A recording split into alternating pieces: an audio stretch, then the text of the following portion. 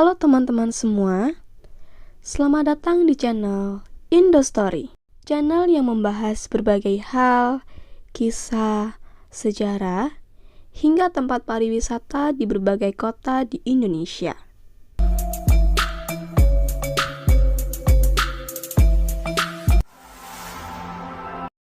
Di video kali ini, saya akan membahas asal-usul dan sejarah dialek Malangan yang berasal dari Kota Malang.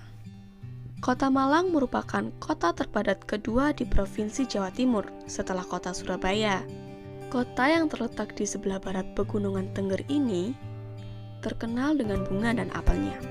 Suasana kotanya yang nyaman dan sejuk, Malang memiliki banyak sekali keterkaitan sejarah dengan penjajahan Belanda dan perjuangan kemerdekaan.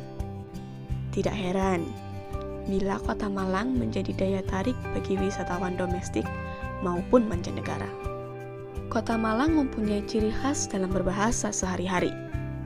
Bahasa Jawa Malang, atau biasa disebut dialek Malangan, dialek Ngalaman, dan Basa Walikan atau Osop Kiwalan, adalah sebuah dialek bahasa Jawa yang dituturkan di Malang.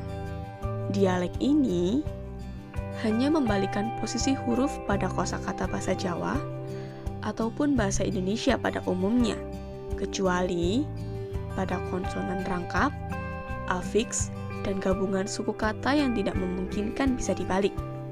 Osop Kiwalan tidak memiliki aturan yang baku, dan kosakata yang berkembang tumbuh secara organik dari pergaulan masyarakat.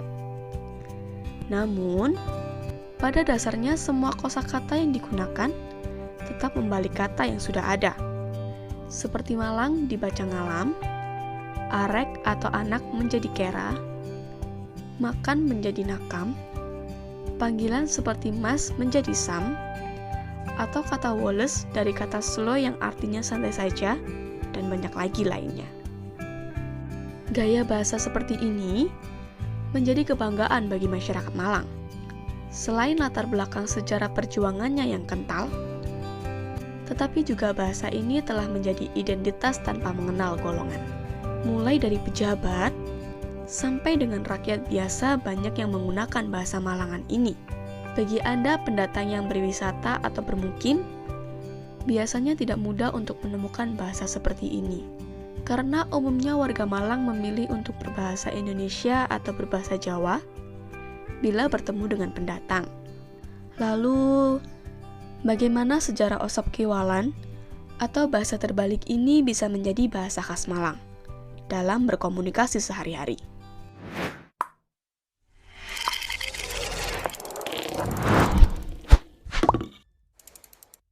Sejarah Basa Walikan berasal dari pemikiran para pejuang tempo dulu, yaitu kelompok gerilya rakyat kota atau GRK. Bahasa khusus ini dianggap perlu untuk menjamin kerahasiaan, efektivitas komunikasi sesama pejuang, selain juga sebagai pengenal identitas kawan atau lawan. Metode pengenalan ini sangat penting, karena pada masa Kelas II Perang Kemerdekaan, sekitar akhir Maret 1949, Belanda banyak menyusupkan mata-mata di dalam kelompok pejuang Malang. Mata-mata ini banyak yang mampu berkomunikasi dalam bahasa daerah, dengan tujuan menyerap informasi dari kalangan pejuang GRK. Penyusupan ini terutama untuk memburu sisa Laskar Mayor Hamid Rusdi, yang gugur pada 8 Maret 1949 dalam pertempuran Duku Sekar Putih atau sekarang menjadi Wonokoyo. Seorang tokoh pejuang Malang pada saat itu, yaitu Suyudi Raharno, mempunyai gagasan untuk menciptakan bahasa baru bagi sesama pejuang, sehingga dapat menjadi suatu identitas tersendiri, sekaligus menjadi keamanan informasi. Bahasa tersebut haruslah lebih kaya dari kode dan sandi, serta tidak terikat pada aturan tata bahasa, baik itu bahasa nasional, bahasa daerah, maupun mengikuti istilah yang umum dan baku. Bahasa campuran tersebut hanya mengenal satu cara, baik pengucapan maupun penulisan, yaitu secara terbalik dari belakang dibaca ke depan. Pada saat itu, banyak sekali mata-mata Belanda yang berasal dari orang pribumi sendiri. Otomatis, komunikasi dalam bahasa Jawa menjadi hal yang riskan, karena para mata-mata itu juga pasti akan paham, lantas akan membocorkan pada pihak Belanda. Karena itu, para pejuang menggunakan basa walikan untuk mengelabui para mata-mata, sekaligus untuk meminimalisir bocornya strategi perjuangan para gerilyawan.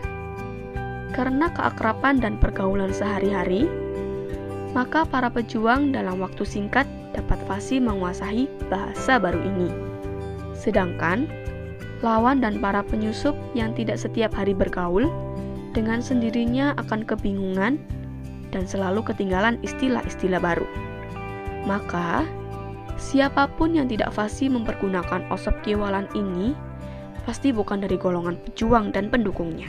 Sehingga kehadiran para penyusup dapat diketahui dengan cepat, serta rahasia komunikasi tetap terjaga.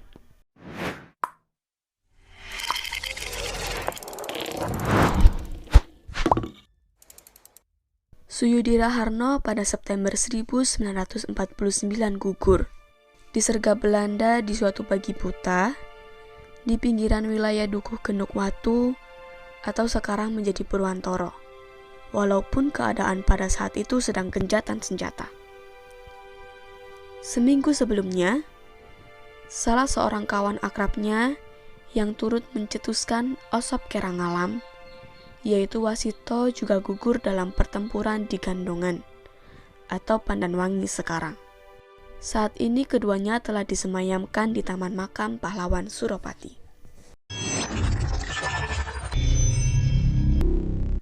Kota Malang menjadi sebuah inspirasi untuk saya. Betapa dinginnya Kota Malang tidak mempengaruhi hangatnya pergaulan warganya.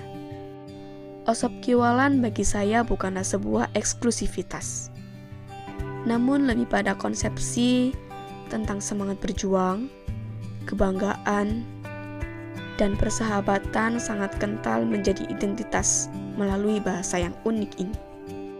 Sebab itu, bagi Anda yang kesulitan untuk memahami bahasa terbalik ini, gunakan saja bahasa Indonesia bila berkunjung ke Kota Malang.